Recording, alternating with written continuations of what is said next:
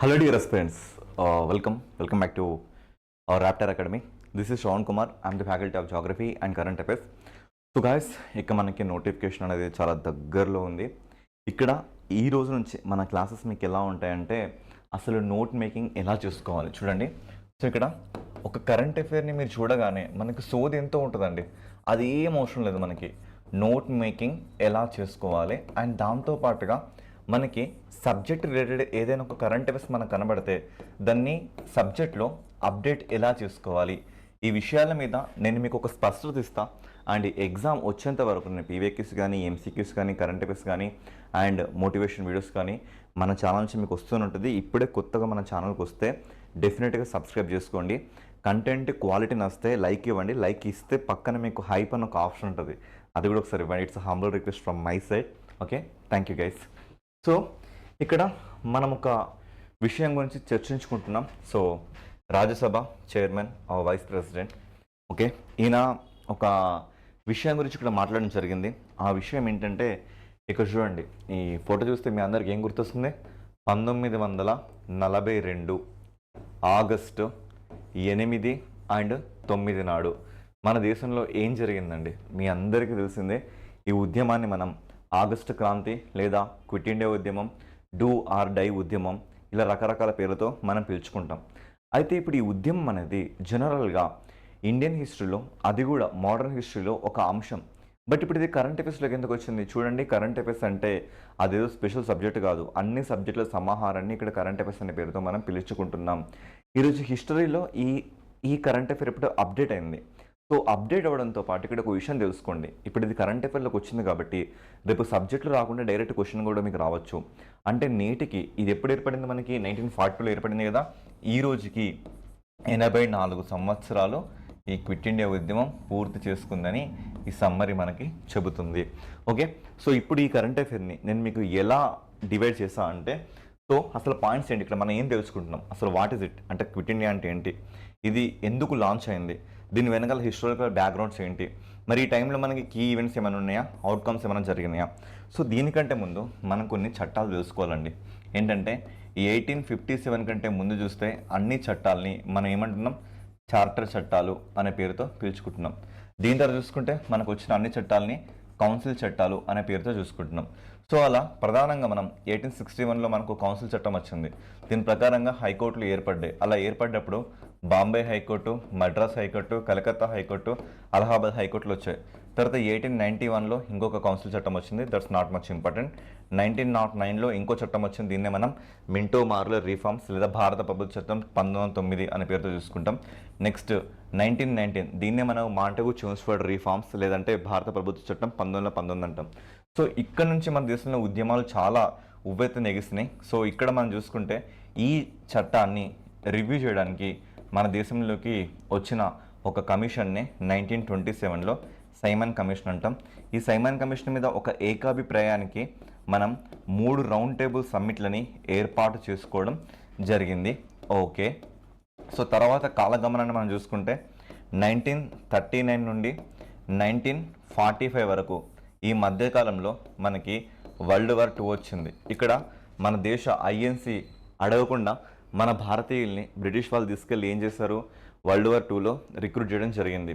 అప్పటికే బ్రిటిష్ వాళ్ళ సామ్రాజ్యాలు అంతమైపోవడంతో Japan India మీదకి దండెత్తడానికి రావాల్సిన పరిస్థితులు ఏర్పడ్డాయి. సో ఇక్కడ చూసుకుంటే మనకి 1942లో మన దేశానికి క్రిప్స్ మిషన్ అని ఒక మిషన్ వచ్చిందండి, క్రిప్స్ మిషన్. ఈ క్రిప్స్ మిషన్లో సభ్యులు ఎవరంటే, ఒకటి సర్ స్టాఫర్డ్ క్రిప్స్, రెండవది అలెగ్జాండర్, మూడవది పెతిక్ లారెన్స్. ఓకేనా, పెతిక్ లారెన్స్. సో వీళ్ళు ఏమన్నారంటే, ఈ వరల్డ్ వార్ 2 అయిపోయిన తర్వాత ఇండియాకి మేము డొమినియన్ స్టేటస్ అంటే ఒక ప్రత్యేక ప్రతిపత్తి ఇస్తామని చెప్పారు. ఇక రాసిన పాయింట్స్ చాలా ఇంపార్టెంట్.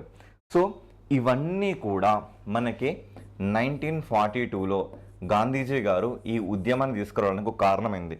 మళ్ళీ ఈ ఉద్యమం స్పెషాలిటీ ఏంటంటే, this was the last movement in the violence manner before independence. Okay, అలా ఇక్కడ మీరు చూసుకోవచ్చు. ఓకే, ఇప్పుడు మనం చూద్దాం అసలు ఈ మూమెంట్ అంటే ఏంటి, క్విట్ ఇండియా అంటే ఏంటంటే, సో భారత్ చోడో ఆందోళన్. ఓకేనా, సో ఇక్కడ గాంధీ గారి నినాదం ఒకటే, భారత్ని వదిలేయండి, భారత్ చోడో ఆందోళన్ అన్న లేదా ఆగస్ట్ క్రాంతి అన్న, లేదా క్విట్ ఇండియా అన్న, ఇవన్నీ ఒకటే అని ఇక్కడ మీకు మీనింగ్ చెప్తుంది. సో ఇది ఏంటంటే ఒక మాస్ సివిల్ మూమెంట్గా మన కళ్ళ ముందుకు వచ్చింది ఐఎన్సి ఆధ్వర్యంలో.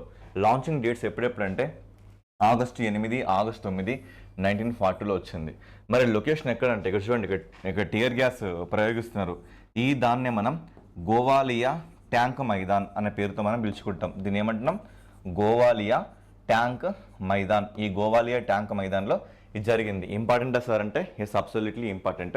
ఓకే, సో మరి ఇక్కడ కీ లీడర్స్ ఎవరెవరంటే మహాత్మా గాంధీ గారు, జవహర్లాల్ నెహ్రూ, వల్లాభాయ్ పటేల్, మౌలానా అబుల్ కలాం ఆజాద్ అండ్ అరుణా అసఫ్ అలీ. ఈ విన్నే మనం ఏమంటామంటే the heroine of quit India movement అనే పేరుతో మనం పిలుచుకుంటాం. ఇచ్చట గాంధీ గారు వాడిన పదజాలం ఏంటంటే డూ ఆర్ డై, కరో యా మారో, సో చావు లేదా బ్రతుకు అనేలాగా ఇక్కడ మాట్లాడడం జరిగింది. సరే, ఇక్కడ చూసుకుంటే అసలు హిస్టారికల్ బ్యాక్గ్రౌండ్స్ ఏమేమి ఉన్నాయి మనకి. ఇక్కడ హిస్టారికల్ బ్యాక్గ్రౌండ్స్ ఏమేమి ఉన్నాయంటే, సో వరల్డ్ వార్ 2 గురించి ఇప్పుడే మీకు చెప్పడం జరిగింది. తర్వాత క్రిప్స్ మిషన్ ఫెయిల్ అయింది. క్రిప్స్ మిషన్ ఎందుకు ఫెయిల్ అయిందంటే వీళ్ళు మనకి స్వాతంత్రం ఇస్తామని ఎక్కడా చెప్పలేదు. వీళ్ళు కేవలం ఏం చెప్పారంటే మనకి డొమినియన్ స్టేటస్ మాత్రమే ఇస్తా అని చెప్పారు. సో అది మనకి ఫెయిల్ అయిపోవడం జరిగింది. తర్వాత మన వాళ్ళల్లో వచ్చిన ఫ్రస్ట్రేషన్ అండ్ ఇంపేషన్స్, అంటే మన వాళ్ళకి వచ్చిన ఒక అసహనం అండ్ కోపం, ఇలాంటి ఉద్వేగభరితమైన చిత్రాలు మనకి ఇలాంటి విషయాన్ని తీసుకురావడం జరిగింది. తర్వాత కాంగ్రెస్ వర్కింగ్ కమిటీ కానీ, లేదంటే ఆల్ ఇండియా కాంగ్రెస్ కమిటీ కానీ, ఒకటి ఆల్ ఇండియా కాంగ్రెస్ కమిటీ బాంబేలో, కాంగ్రెస్ వర్కింగ్ కమిటీ వార్దాలో. ఇక్కడ వార్దా అంటే అది ఒక జిల్లా అండి మహారాష్ట్రలో, బాంబే అన్న కూడా ఒక డిస్ట్రిక్ట్ అన్నట్లుగా. సో ఇక్కడ తీసుకున్న రిజల్యూషన్స్ దీనికి కారణమయ్యాయి. అయితే ఇక్కడ కనిపిస్తున్న ఈవిడేనండి అరుణా అసఫ్ అలీ గారు. ఓకేనా, సో ఈవిడని వచ్చేసి మనం ఉషా మెహతా అనేలాగా పిలుచుకుంటాం. ఈవిడేంటంటే బాంబే నుండి ఒక సీక్రెట్ రేడియోని నడిపిన వ్యక్తిగా మనం ఈవిని చూడొచ్చు. ఈవిడ ఏం చేసింది? ఒక సీక్రెట్ రేడియోని బాంబే నుండి నడపడం జరిగింది. ఓకేనా, సో సీక్రెట్ రేడియో నడిపి ఎక్కడెక్కడ ఏం జరుగుతుంది, ఇన్ఫర్మేషన్ ఏంటి అన్న ప్రతి విషయాన్ని ఈవిడ చేరవేయడం జరిగింది. ఓకేనా, ఎస్. సో నెక్స్ట్ మరి కీ ఈవెంట్స్ ఏమైనా ఉన్నాయి ఇక్కడ అంటే మనకి ఇక్కడ ఏమైనా తెలుసుకోవాల్సిన విషయాలు ఏమైనా ఉన్నాయంటే ఉన్నాయండి. మరి హోల్సేల్ లీడర్షిప్ అందరూ కూడా అరెస్ట్ అయిపోయారు. ఏ ఒక్క నాయకుడు మిగలలేదు, ప్రతి ఒక్కరు కూడా మనకి అరెస్ట్ అయిపోవడం జరిగింది. తర్వాత మాస్ అప్రైజింగ్, చాలా ఎక్కువ మంది జనాభా బాంబే, అహ్మదాబాద్, ఢిల్లీ, బీహార్, బెంగాల్, కర్ణాటక, యూపీలలో మనకి విపరీతమైన జనసందోహం ఏర్పడింది. తర్వాత ఇక్కడ చూసుకుంటే ప్యారలల్ గవర్నమెంట్లు, అంటే మనకి తెలుగులో సమాంతర ప్రభుత్వ పాలన అనే పేరుతో మనం ఇక్కడ చూడొచ్చు, సమాంతర ప్రభుత్వం. అయితే దీని మీద 100% ఎగ్జామినర్ ఇలాంటి పాయింట్స్ స్ట్రెస్ చేయడానికి మనకి అవకాశం ఉంది. ఓకేనా, ఎందుకు అంటే నాడు ఇలాంటి విషయాలు జరుగుతున్నప్పుడు అప్పుడు ఇక్కడ ఒక నిర్ణయం కూడా తీసుకోవడం జరిగింది. మన భారతదేశంలోనే కొంతమంది భారతీయులు వారి వారి పార్టీలతో వారి వారి స్థానాలలో సమాంతర ప్రభుత్వాన్ని బ్రిటిష్కి ఈక్వల్గా జరిపిన చరిత్ర కూడా ఇక్కడ మనకి ప్రస్ఫుటంగా కనబడుతుంది. ఓకే, ఈ చరిత్రలోకి ఒక్కసారి మనం తొంగి చూసుకుంటే బెంగాల్లో మనకి మిడ్నాపూర్ అనే ఈ ఏరియాలో తామ్లుక్ పార్టీ, ఓకేనా, తామ్లుక్ జాతీయ సర్కార్ ఇదొక సమాంతర ప్రభుత్వాన్ని నడిపిందని మనకు అర్థమవుతుంది. మహారాష్ట్రలో సతారా ఏరియాలో ఇక్కడ ప్రతి సర్కార్ అనే ఒక ప్రభుత్వ పాలనని నానా పాటిల్ నడిపాడు. నెక్స్ట్ ఉత్తరప్రదేశ్లో బలియా అనే ఈ ఏరియాలో చిట్టూ పాండే ఒక సమాంతర ప్రభుత్వాన్ని నడిపాడని ఈ విషయాలు మనకి చెబుతున్నాయి. తర్వాత under ground resistance and radio, ఇక్కడ చూసుకుంటే బ్రిటిష్కి చేత చిక్కకుండా సో మన భారతీయుల విషయాల్ని మిగతా భారతీయులకు చేరవేసిన ఘనత మాత్రం ఇగో ఈవిడదేనండి. ఈవిడ ఇక్కడ మీకు కనిపిస్తుంది కదా, ఇగో ఈవిడదే. ఓకే, ఆవిడనే మనం ఇక్కడ ఉషా మెహతా అనే పేరుతో మనం చూసుకుంటాం. ఇక అరుణా ఆసఫ్ అలీ అయితే డైరెక్ట్గా మనకి గోవాలియా ట్యాంక్ వద్ద మన భారతదేశపు పతాకాన్ని అక్కడ ఆవిడ ఎగరవేయడం జరిగింది. ఓకేనా, so severe colonial repression, so చాలా వరకు కొలోనియల్ రిప్రెషన్ వరకు కూడా డ్యామేజ్ అయిపోయింది. ఓకే, సుమారు 1,00,000 మంది వరకు, ఎంతమంది 1,00,000 మంది వరకు ఈ సమయంలో జైలులో అరెస్ట్ చేయబడ్డారు. ఓకే, మన అవుట్కమ్స్ ఏమైనా ఉన్నాయా? సో ఇంత మనం చేసినాం కదా, మరి ఇంత మనం చేశాక ఇక్కడ నుండి మనకి ఎలాంటి ఫలితాలు మన ఇండియా మూటగట్టుకోవడం జరిగింది? మరి ఫలితాలు చూసుకుంటే ఫస్ట్ ఆఫ్ ఆల్ ఇక్కడ ఒక విషయం గమనించండి. మన భారతీయులు చేసిన ఆందోళన ఎలా ఉందంటే బ్రిటిష్ టెలిగ్రాఫ్ని కూల్చేయడం, కాల్చేయడం, రైలు పట్టాలని విరగొట్టడం, రోడ్లను ధ్వంసం చేయడం, వాహనాలని కూల్చేయడం, తగలబెట్టడం. So disruption of the telegraph lines, local boycott, temporarily halted British governments, ఇవన్నీ చేయడం జరిగిందండి మనకి. ఓకేనా. మరి దీని ద్వారా irreversible loss of British authority, బ్రిటిష్కి చాలా డేంజరస్ లాస్ వచ్చింది ఈ సిచ్యువేషన్స్ అప్పుడు. ఓకేనా. వాళ్ళకి అర్థమైపోయింది ఇంకెక్కువ రోజులు మనం దీన్ని రూల్ చేయలేం, అయిపోయింది, ఇక మన పని అయిపోయింది, తట్టాపుట్ట సర్దుకుని మనం ఇంటికి వెళ్ళిపోవాలని ఒక సిచ్యువేషన్ వాళ్ళకి వచ్చిందండి. ఓకేనా. And decisive transition independence. So ఇక్కడ నుంచి వీళ్ళకి స్వాతంత్రం ఇవ్వాలి అనే ఒక విషయం మనకి తర్వాత మళ్ళీ ప్రస్ఫుటంగా కనబడుతుంది. ఇక ఆ తర్వాత మనం చూసుకుంటే 1946లో మన దేశానికి కేబినెట్ మిషన్ ప్లాన్ వచ్చిందండి. కేబినెట్ మిషన్ ప్లాన్ వచ్చింది. వీళ్ళ ముఖ్యమైన ఉద్దేశం ఏంటంటే భారతీయులు రాజ్యాంగం రచించుకోవడానికి వీళ్ళు మన దేశంలో రాజ్యాంగ పరిషత్తు, దాన్నే ఇంగ్లీష్లో కాన్స్టిట్యూషన్ అసెంబ్లీ అనే పేరుతో మనం పిలుచుకోవడం జరుగుతుంది. దీన్ని ఏర్పాటు చేయడానికి వాళ్ళు ప్రొవిజన్స్ ఇచ్చారు. ఇక తర్వాత 1947లో వైస్రాయ్ లార్డ్ మౌంట్ బ్యాటన్ మన దేశం రావడం జరిగింది. ఈ లార్డ్ మౌంట్ బ్యాటన్ జూన్లో ఒక ప్లాన్ ఇచ్చాడు, అందుకే దీన్ని మనం జూన్ ప్లాన్ అంటున్నాం, లేదా దీన్నే మనం డిక్కీ బెడ్ ప్లాన్ అనే పేరుతో కూడా పిలుచుకుంటున్నాం. ఈ ప్లాన్ ప్రకారంగా మనకి 1947 జూలై 18వ తారీఖు నాడు అఫీషియల్గా గవర్నమెంట్ ఆఫ్ ఇండియన్ యాక్ట్ 1947 ఏర్పడింది. తర్వాత ఒక 4 డేస్కి 1947 జూలై 22న హంసా మెహతా అనే ఆవిడ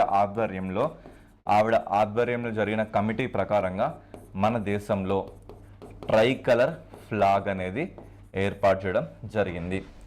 ఇలా 1947 ఆగస్టు 15 మన దేశానికి స్వాతంత్రం రావడం జరిగింది. ఇప్పుడున్న ఈ ఎంటైర్ స్టోరీలో మీరు నోట్స్ ఎలా చేసుకోవాలంటే, ఫస్ట్ ఆఫ్ ఆల్ ఇక్కడ చూడండి, ఎవరు డిస్కస్ చేశారు? సిపి రాధాకృష్ణ. ఈయన మన వైస్ ప్రెసిడెంట్, రాజ్యసభ చైర్మన్గా మనం పిలుచుకుంటున్నాం. ఈయన 84 ఏళ్ళు ఈ ఆగస్టు క్రాంతికి జరిగింది అని చెప్పారు.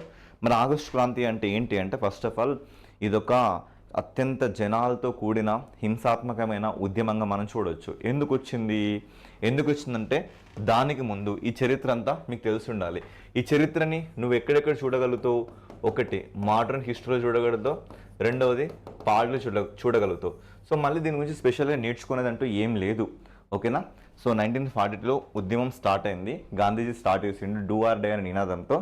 ఇక్కడ హీరోస్ ఎవరు? సో మేజర్గా ఈ మగవాళ్ళందరినీ చూసుకుంటే వీళ్ళందరూ అరెస్ట్ అయ్యారు. వీళ్ళు కాకుండా అరుణా అసఫ్ అలీ, సో తర్వాత చూసుకుంటే ఉషా మెహతా, వీళ్ళు చాలా లీడ్ రోల్లో ఉన్నారనే విషయాన్ని ఇక్కడ మీరు గమనించండి. నెక్స్ట్, ఈ సందర్భంలో ప్యారలల్ గవర్నమెంట్ నడిపిన వ్యక్తులు. ఓకేనా. సో ప్యారలల్ గవర్నమెంట్ నడిపిన ఈ వ్యక్తులను ఇక్కడ గుర్తుంచుకోండి. ఓకేనా. మరి దీని అవుట్కమ్స్ ఏమైనా జరిగినా ఈ విషయాలు చూసుకుంటే సరిపోతుంది. నెక్స్ట్, ఇక్కడ ఇదంతా మళ్ళీ నేను స్పెషల్గా చెప్పనవసరం లేదు, ఇదంతా కూడా నువ్వు ఇండియన్ హిస్టరీలో మళ్ళీ తెలుసుకుంటావు. నాడు బ్రిటిష్ ప్రిన్స్ ఎవరు అని అడిగితే ఎవరంటే జార్జ్ 6 అని ఇక్కడ మీరు ఆన్సర్ చేయండి. సో ఇలా ఒక కరెంట్ అఫైర్స్ని కనుక నేర్చుకుంటే ప్రతిదీ సింపులేనండి, ఏది హార్డ్ కాదు. స్పోర్ట్సా, అవార్డ్సా, హిస్టరీ బ్యాక్గ్రౌండా, జాగ్రఫీనా, రామ్సర్ సైట్సా, tigers, whatever it is, అన్నీ ఇలానే ఉంటాయి. ఓకేనా. So thank you guys.